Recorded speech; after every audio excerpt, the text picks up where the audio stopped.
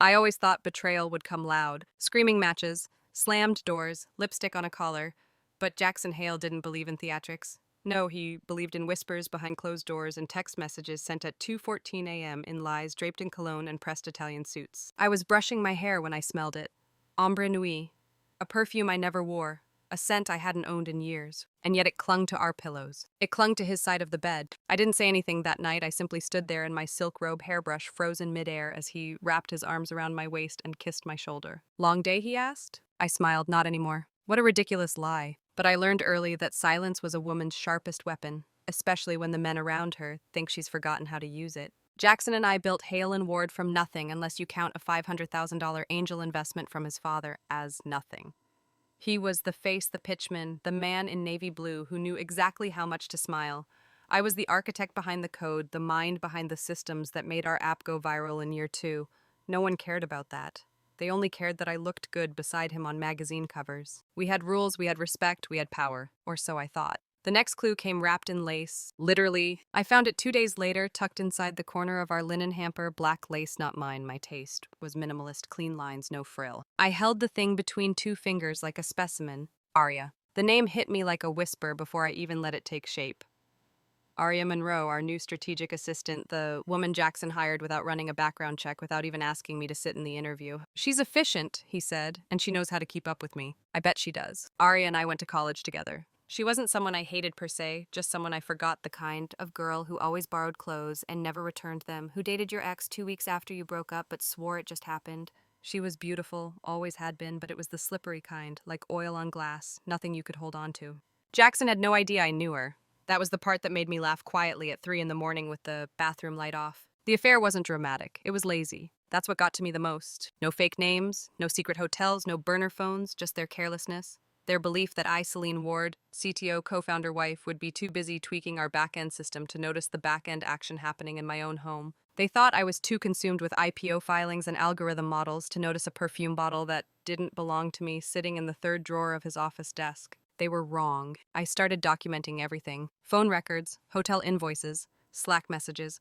Jackson thought were deleted. I didn't confront him. I didn't scream. I didn't cry into my wine glass like a woman in a soap opera. I simply started playing a longer game. One night, he came home late, said he had a strategy meeting with the product team. I nodded. I'd already seen the Uber receipt pickup from 72 Orchard Lane, Aria's building. He kissed me on the forehead. I kissed him on the cheek and made a mental note, 72 Orchard Lane, 10 minutes from our office, convenient. The funny thing about betrayal is that it strips away every illusion you didn't even know you had. Like believing respect guarantees loyalty, or that building an empire together means he won't try to burn you out of it. That night, while he showered, I looked in the mirror and asked myself the quietest question. Are you going to cry, or are you going to win? The answer came as naturally as breath. I was going to bury them with elegance. Over the next 3 weeks, I set the pieces. I reached out to a friend from Stanford who now worked in private equity, Maya Blackstone, the kind of woman who wore red lipstick to mergers and carried a machete in her voice. I gave her the elevator pitch for my exit plan. She said, "You want out?" I said, "No, I want them out, but first I want them to think they're winning." She laughed and said she'd clear her schedule. I reached out to my lawyer, Lincoln Glass. Told him I needed to restructure my shares quietly. Jackson will notice, he warned. Not if Aria keeps him busy. He paused, then grinned. Well then, let the mistress be useful. A week later, we had a board meeting. Jackson showed up late again. Aria followed 10 steps behind in a white blouse that looked a bit too much like one of mine from last season. He kissed me in front of the board, and I smiled. Because I had already sold 14% of his voting shares, the ones I gifted him years ago for simplicity, to Maya's firm, under a shell company named WVS Holdings, my initials reversed. He didn't even notice. He was too busy talking about rebranding. That night, he reached for me in bed, the same bed I knew she'd been in when I traveled to DC 2 months ago. I let him, because that was the night I buried the last bit of love I had for him. In the dark, as his arm rested across my stomach, I stared at the ceiling and whispered to myself, "They think I'm still asleep, still blind, still theirs." Let them keep thinking that, just a little longer. The thing about betrayal is it teaches you architecture, not the kind with blueprints and steel beams. No, this one is more delicate, more dangerous. It's the kind where you learn to build a trap so beautiful they step into it willingly. And that's exactly what I did. Jackson thought he was winning. He thought his affair with Aria Monroe was some divine reward for years of being the visionary. What he didn't know was that while he was out tasting lust, I was rewriting the bylaws beneath his feet. Let him sip his whiskey. I was sharpening the glass. There's a particular thrill in pretending to be ignorant, like when I caught Arya at the espresso machine in the executive lounge, smiling that plastic smile of hers. She glanced up. Oh, Selene didn't see you. I looked her in the eye, clearly. She paused confused, then laughed nervously. Long night. I took my coffee, I'm sure it was. She watched me walk away. I didn't turn back. I didn't need to.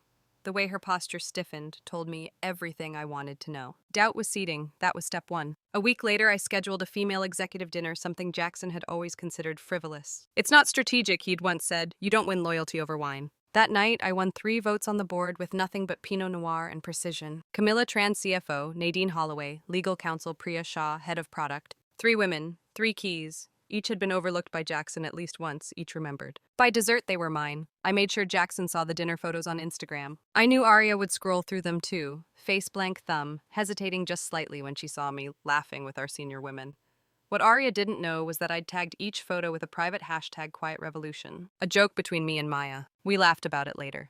You're building an army with stilettos, she said. No, I replied, I'm building a bomb. They just think it's a bouquet. Jackson called me into his office 2 days later. His voice was smooth as always, the kind of smooth that covers rusted edges. We need to talk about your schedule, he said. My schedule. Too many dinners, too many side conversations. It's distracting the board. I smiled. You mean it's distracting you? He chuckled. I'm just saying perception matters. I leaned forward. Then you should tell Arya to stop leaving her car in my reserved parking space. His mouth twitched just slightly. Touché, darling. Behind the scenes, Lincoln, my lawyer, was moving fast. We found a clause buried in the original incorporation documents, something Jackson signed without reading. I remember the day he tossed the paperwork to me and said, You're the detail person, babe. Just tell me where to sign. He gave me everything that day, and now I was preparing to take it back. The clause allowed the CTO me to initiate an emergency vote of confidence if internal conflict threatened operational integrity. In other words, if he brought drama into the boardroom, I could drag him out. And what's more dramatic than sleeping with your assistant in your wife's house while running a company funded by her algorithms? I didn't need to prove the affair, I just needed it to become inconvenient. So I let it breathe, let it stretch out in whispers and stolen glances in hallways, let Arya start, appearing in meetings with notes only I used to prepare. And then I waited. It was the quarterly investor pitch that cracked it open. We stood at the front of the conference room side by side, Jackson in his navy suit, me in charcoal silk. Arya sat in the back row, pretending to be invisible, though everyone could feel her presence like a perfume that lingered too long. Jackson was doing his usual spiel market growth user data yada yada, and then I stepped forward. Let's talk about intellectual property. He glanced at me confused. Our proprietary UX model, I continued, has been revised without authorization, lines of code that don't match any internal documentation. A hush swept the room. I ran a trace, I said. The changes were made from Arya Monroe's credentials at 2:17 a.m. from Jackson's home IP address. Jackson opened his mouth. That's not what I interrupted, not accurate, or not convenient. Silence. I looked at the board. I'm invoking Section 473 motion for a vote of confidence. Eyes widened, phones buzzed, the board shifted. Arya stood. Don't I said? And she sat back down. That night, Jackson came home late. He didn't say anything when he walked in, just threw his keys into the bowl by the door like nothing had happened. I sat by the window with a glass of wine, not looking at him. You blindsided me, he said. I took a sip. I educated you. She didn't do anything wrong. I turned. Neither did I until today. He stared at me for a long time. Why didn't you just say something? I looked him dead in the eye because I wanted you to feel safe like I did. I slept in the guest room that night, not because I couldn't stand the sight of him, but because I'd finally learned the luxury of sleeping, alone, without betrayal sharing my pillow. The board met again the next morning emergency session. Jackson tried to spin it, claimed the code changes were part of a beta test, claimed Arya was helping streamline UX. Then Camilla stood. I'd like to vote. Nadine seconded it. Priya nodded. When it was my turn, I didn't speak. I simply raised my hand. 6 votes to 3. Motion carried. Effective immediately, Jackson Hale was removed as acting CEO. Temporary oversight would be handled by me. The room didn't cheer. That would have been vulgar. They simply nodded, like it was always supposed to be this way. That afternoon, I received a text from Arya. Just 3 words. You win how? I didn't reply. Some answers deserve to stay unanswered, especially when they were never ready for the question. The day Jackson lost the CEO title, Arya didn't cry. She smirked. She leaned against the hallway wall like nothing had happened, like this was all a temporary pause in their inevitable rise. She still wore my shade of lipstick, still walked in my heels, still believed she could simply slide into the seat I had pulled out from under him. And that's when I knew she wasn't afraid yet. That was a problem I planned to fix. See, Arya believed the fall of Jackson Hale left a power vacuum she could fill. And why wouldn't she? She had the whispers, the proximity, the body. But she didn't have the math. She didn't know that our company's valuation, the one Jackson always bragged about in press interviews, wasn't based on hype. It was built on a proprietary design, a dynamic UX engine that adapted in real time to user behavior. It was my idea, my code, my baby. And 3 years ago, I'd quietly filed the patent under my maiden name, Selene Langley. He never noticed, just signed off on the legal documents I asked him to approve, like always. His mistake was assuming that love required blindness. Mine was ever thinking loyalty required silence. After the board voted him out, Jackson vanished for 3 days. No texts, no emails, just radio silence. Ari, on the other hand, wasted no time. She started appearings in meetings I never invited her to, speaking with authority that wasn't hers. She even started suggesting rebrands. At one point, she called me Selene in a tone that grated like cheap silver on porcelain. I responded, "Ms. Ward, to you." She blinked, "Excuse me. I don't let interns call me by my first name." The room went quiet. Arya turned red, but only for a moment. Then she smiled. The kind of smile that says, "Fine, we're doing this now." What she didn't realize was that I'd already started the takeover before she even picked her first office chair. 3 weeks prior, while Jackson was working late and Arya was pressed against our kitchen counter in heels she couldn't afford, I was meeting with Maya in a private suite across town. "I want to buy back the IP," I told her. She raised an eyebrow. "You own it." "Yes, but Hale and Ward leases it, and the lease expires next quarter. If I don't renew it, the company can't use the engine. They'll go into breach." Maya sipped her bourbon. "You want to bankrupt your own company?" I smiled. "No, I want to bankrupt theirs and then buy it back clean." She whistled. "You're cold." "I'm tired." The next move required timing. I leaked a rumor, just a whisper, that our engine was under threat of being replaced. Arya, desperate to assert dominance, pushed for a rushed development of a backup system. They built it in under 2 weeks. It crashed in 1 hour. Investors panicked. Stock dropped 11%. And just like that, my leverage became priceless. That weekend, Jackson finally reached out. He didn't call, he showed up. At my townhouse, the one he forgot I still owned because during our marriage he'd called it too small for someone like you. I opened the door. He looked tired, thinner, angry, in that quiet, bruised male ego kind of way. "Can we talk?" I stepped aside briefly. He sat on the edge of the velvet chair like it would bite him. "I know you're behind the patent play." I said nothing. "You're bleeding the company. Investors are jittery. We could lose everything." I tilted my head. He winced. "Selene." "No, say it again." He looked up. "I could lose everything." "Correct." He rubbed his hands together. "Look, I was an idiot, I know that, but I built Hale and Ward too." I leaned back, arms crossed. "You built a stage. I built the foundation. And now I've pulled it out from under you." He stood. "What do you want from me?" "Nothing." "Then why?" I cut him off. "Because you need to learn what silence feels like when it isn't your weapon anymore." He stood there, eyes searching my face for the woman he used to manipulate. She wasn't home. She'd moved out quietly without slamming the door. Arya's unraveling came faster than expected. 3 days after the engine crash, she held an all-hands meeting to reassure the team. She wore a white power suit. Bad idea. It looked too much like armor, and the moment she opened her mouth, people knew she wasn't there to lead, she was there to perform. Mid-meeting, Priya raised her hand. "What's your 5-month roadmap?" Arya froze. We're in a flexible phase, pivoting as needed." Nadine chimed in. "So there's no plan." Arya smiled too wide. "There's always a plan." I stood up. "Then let's hear it." The room went quiet. She looked at me. Her throat worked, but no words came out. So I filled the silence for her. "'Cause here's the truth, Arya. You were hired as an assistant, you weren't trained for war, and you just walked into a battlefield dressed like it's a bridal shower." That night, I filed the final paperwork. I terminated the IP lease between Selene Langley Holdings and Hale and Ward,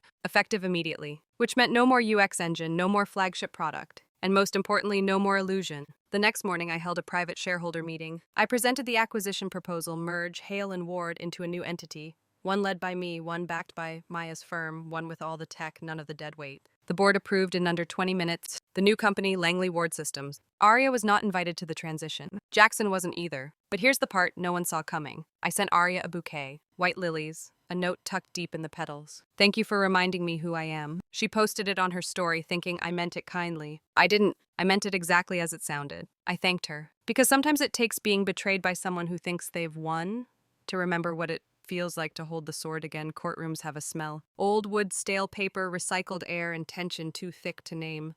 It smells like expensive suits and fear, dressed up as formality. And that morning as I walked into courtroom 3B in a black fitted dress and a coat the exact shade of restraint, I knew something Jackson didn't. This wasn't his trial. It was his reckoning. He just hadn't realized it yet. Jackson had brought a lawyer, of course. Darren Wilkes' partner at a firm that believed volume equaled credibility.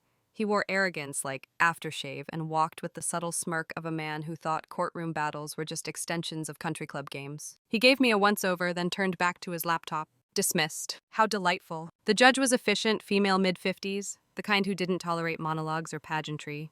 She read through the case summary with the clarity of a scalpel. On paper, it looked like a standard business dispute between former co-founders post-divorce. But nothing about what was happening was standard. Because Jackson and Arya hadn't just tried to edge me out of the company, they tried to erase me. Darren began with his pitch. Your Honor, my client Mr. Hale asserts that Ms. Ward acted in bad faith, intentionally sabotaging the company's core operations by revoking intellectual property licenses essential to its daily function. He turned toward me. She moved unilaterally, without board consultation, without investor warning, and we intend to prove that her actions constitute corporate malice and grounds for immediate restitution. The judge didn't flinch. She looked to me, Ms. Ward. I stood slowly, no paper in my hand, no file, just memory and precision. Everything I did was in accordance with the original licensing agreement signed by both parties. I have documentation. Do you have it with you? The judge asked. I do. I handed over the original agreement, black ink Jackson's signature at the bottom right next to mine clause. 17-2 full ownership retained by Selene Langley Holdings. Right to revoke at will with 72 hours notice. Notice was delivered via certified mail, I added. The judge nodded, received and time-stamped. Darren opened his mouth. The judge raised a hand. Next argument. Jackson finally spoke. His voice had a tremor in it, just barely, but I heard it. I built that company. He said I made the deals, the connections, the vision was mine. And the engine, I asked. He blinked. The what? The technology that drove the entire platform, the code base. The one that personalized each user experience and created the value that drew the investors. He looked at Darren. I looked at the judge. I created that alone. In our basement office before the first round of funding even existed. Silence. Arya entered then. Late. She wore a beige blazer and a face like concrete. Not a trace of apology. Not a crack of remorse, just eyes that flicked between me and Jackson like she was measuring distance, not emotion. I watched her take a seat behind him. She didn't touch his shoulder, didn't whisper in his ear, didn't even meet his eyes. Interesting. I turned to the judge again. May I call a witness? Darren scoffed. This isn't a criminal trial. It's a hearing of integrity. I interrupted, one that concerns corporate leadership and fiduciary responsibility. The judge nodded. Proceed. I call Ms. Arya Monroe. Gasps would have been dramatic, but what I got was better. Stillness. Like the kind before glass shatters. Jackson turned, his face paled. Selene, don't. I'm not forcing her to testify. I said I'm inviting her. The judge looked to Arya, Ms. Monroe. She stood, walked forward. Took the oath with the kind of calm that screamed danger. Ms. Monroe, I began. How long have you known Mr. Hale? Approximately 14 months. And your professional relationship began at Hale and Ward? Yes. At what point did that professional relationship become personal? Darren stood, objection irrelevant. The judge tilted her head. I'll allow it. Go on. Arya looked at me. For the first time since we entered the room, her mask cracked just slightly. The personal relationship began within the first 2 months of employment. Was this relationship disclosed to HR or the board? No. Were any decisions regarding company infrastructure, branding, or leadership made while this relationship was active? Yes. By whom? She inhaled. Primarily by Mr. Hale, but with my influence. Darren's hands clenched. Jackson looked like a man watching his oxygen supply vanish. But I wasn't finished. One final question, Ms. Monroe. Did you, at any point, have access to the code base of the proprietary engine outside of your scope of work? Yes. Did you edit or manipulate that code? She hesitated. Then yes, at Mr. Hale's request. The courtroom went dead quiet. The judge scribbled a note, looked up. Thank you, Ms. Monroe, you may sit. She did, not beside Jackson. But in the back row, away from him, Darren tried to recover something about context motivations, blurred lines. But it didn't matter. The damage was done. My silence had done more than their shouting ever could. When it was over, the judge closed her book. Her words were clean, surgical. Effective immediately, all claims by Mr. Hale against Ms. Ward are dismissed. Furthermore, the court finds no evidence of malice or misconduct in Ms. Ward's actions. In fact, given the testimony of Ms. Monroe, this court recommends a formal ethics review of Mr. Hale's conduct as executive.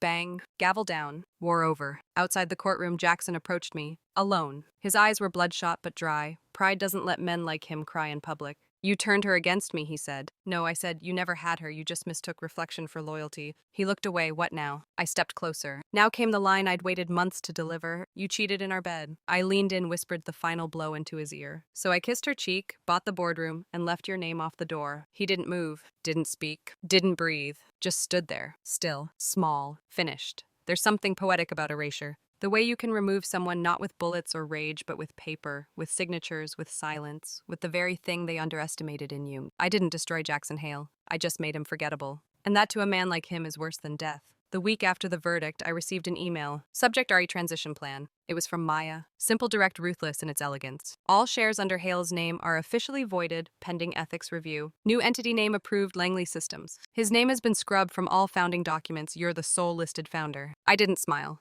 But I did exhale slowly, like letting go of the final weight I'd carried since the first night I smelled her perfume in my sheets. Arya tried to reach out once. She sent flowers. Not white lilies this time, something pink, soft and offensive. There was a note tucked inside. I never loved him.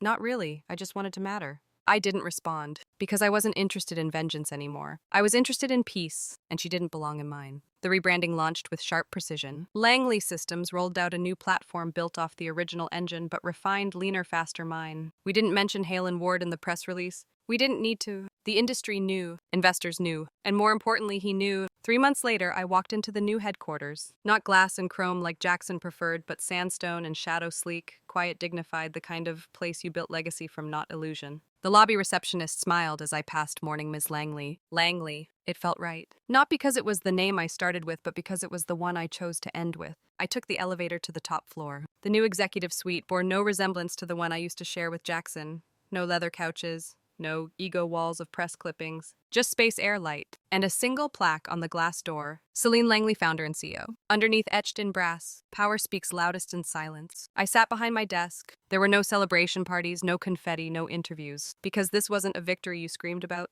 It was one you inhabited. A week later, Maya sent me a forwarded email. Subject: application for senior consultant position. Attached a resume. Jackson Hale. My ex-husband, former CEO, now requesting a mid-tier position at a firm we'd once laughed at over champagne. I stared at the document for 5 full minutes, not because it hurt, but because it didn't. That night, I returned to the townhouse, the same one he once called too small. I poured a glass of red, sat by the window, looked out at the city I now owned piece by piece, not in name but in influence. And I thought of the woman I used to be, the one who ignored perfume, who believed in partnerships, who mistook proximity for protection. She was gone, but I mourned her anyway. Because she didn't deserve what happened. She just didn't see it coming. I hosted one final dinner, private exclusive, 10 seats, all women, all executives, all survivors. Some had lost companies, some had lost names, some had lost marriages that had been nothing more than branding arrangements, but none of them lost themselves. And when we raised our glasses, I didn't offer a toast to revenge. I offered one to clarity. Here's to the quiet women, I said, the ones they forget to watch. They smiled, because we all knew. The most dangerous women are the ones you don't see coming. As we left the restaurant, a young intern from another table stopped me. She was wide-eyed, nervous. Ms. Langley, she stammered, I just wanted to say,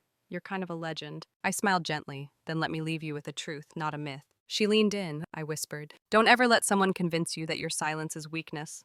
Sometimes silence is the scream that burns empires down. She nodded, eyes shining. I walked away, not because I had somewhere to be, but because I was already where I wanted to be. The next morning, I got a notification. New company registered, Hale Innovations founder Jackson Hale. I stared at it for 10 seconds, then clicked block. Let him start over. Let him try to build again, but he'll never build from me. Not this time. Not ever again. There's an ending everyone expects in stories like this. A dramatic confrontation, a collapse, a final scream. But I've learned that real endings don't need explosions. They just need closure. So I wrote a final note, never sent, never shared, just folded once neatly and placed in the drawer of my new desk. It reads, he cheated in our bed. I kissed her cheek, took his company, and left the door open so they could watch what power looks like when it no longer needs revenge.